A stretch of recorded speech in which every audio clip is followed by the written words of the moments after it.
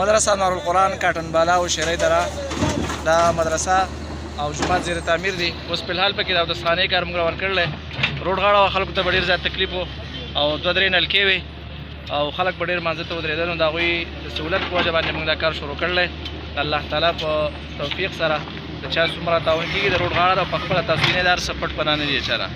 نو الله تعالی د رضامندۍ لپاره تاسو سریا یا سیمټ او کرش باجري په دې شکل کې یا په نغد صورت کې تاسو تعاون کولی شئ د چا څومره وس کېږي.